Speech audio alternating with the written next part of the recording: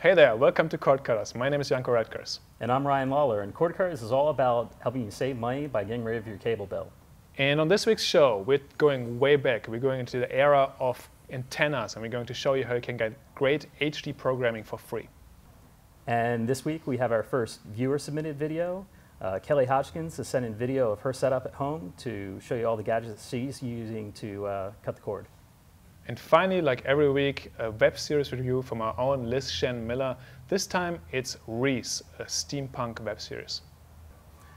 We've gotten lots of great feedback so far. We've gotten lots of emails, people sending in pictures and videos of their cord cutting setup at home.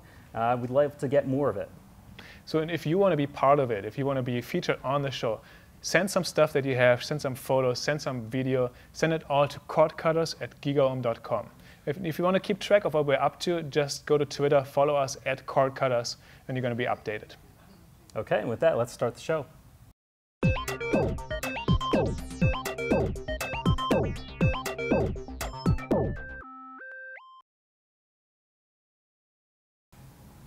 Today we're going to talk about one of the easiest ways to get programming for your television without any cable or satellite subscription. And you know what? It's the same way that grandma used to get her TV, with a plain old antenna. Now, the type of antenna that you need for this very much depends on the area that you live in. I'm kind of lucky. I live on a hill overlooking the beautiful Bay Area, so I got great reception. But if you live in a densely populated area with lots of tall buildings, reception can be an issue. So if you want to figure out what you're working with, a great resource is antennaweb.org. It's a website where you can go and you put in your address and your zip code, and it's going to tell you how many channels you get in your area, how many of those are HD, and also a little bit of how much problems you're going to face in this process. Now, antennaweb.org focuses on outdoor antennas. So if you want to go all out, spend a lot of money, you can buy a great outdoor antenna. But in many cases, a simple indoor antenna should do as well. Like this one, I picked this one up at Radio Shack for 13 bucks. You can get similar models at Fry's, at Best Buy for about the same price. Antennas like these have what they call a coaxial cable, which is this little plug that you're going to put into your television. And what you're going to do is, on your TV, you're going to find the little input that says antenna in or cable in or something along that lines. Take the plug and you plug it in. Sometimes you have to shove it a little. Usually you have to screw it as well. And then you're good to go. So we plugged in our antenna, and the next thing that we have to do is scan for the channels that are actually available in our area. How this works in detail depends a little bit on your TV set, but you basically have to go into the setup and then do channel scan. Here it's called auto tuning. It just automatically looks for everything that's available. And this can take a little while. Give it a couple of minutes, go grab a cup of coffee, and then when you come back, you're going to have your digital television.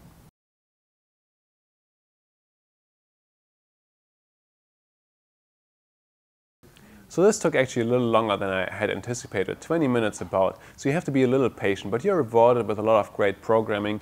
As you can see, some of the channels are HD and very good picture quality. If you flip through, some of the channels might not be quite as good. You get SD programming. You can also see, at some cases, you get some artifacts coming up, like big pixels. TV used to be all about it was great picture or it was snowy. In the age of digital television, it's great picture or you have pixels or the picture breaks out completely.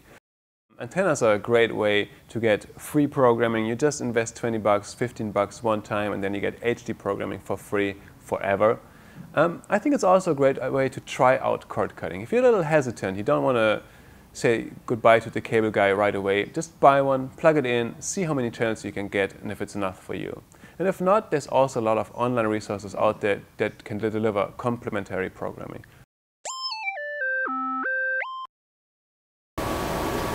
Hey everyone, this is Kelly Hodgkins here, and I'm coming to you today because I'm a cord cutter.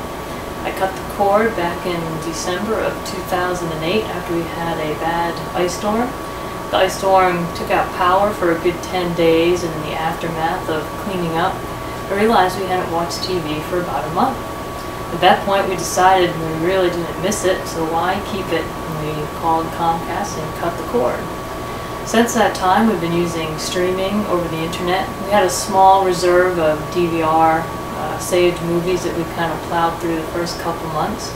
And then we turned to Netflix streaming and Hulu to get most of our television content, movies and such.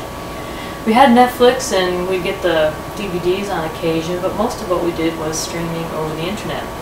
You can take a look at our setup, which is right in front of us. It's not a very expensive setup. We kind of compiled it together on a shoestring budget. We started off with most of our streaming over here using our Xbox 360.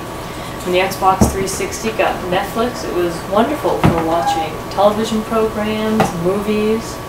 We would rent a few things on Amazon Unbox, but the majority of our watching was done on Netflix. We graduated from Netflix over here on the bottom. You can see our Roku box.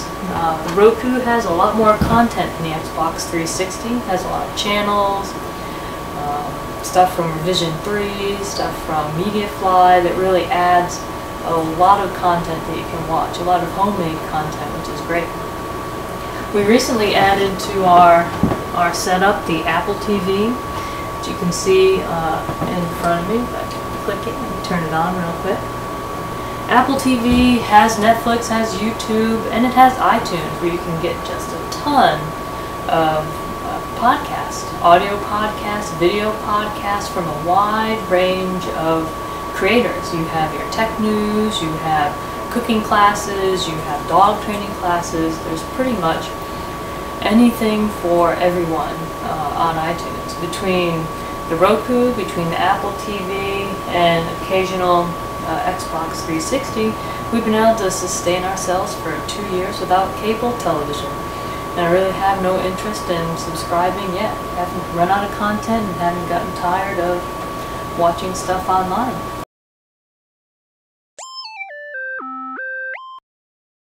Hey, this is Liz Shannon Miller, and this is about as good as I could do when it came to putting together a steampunk outfit.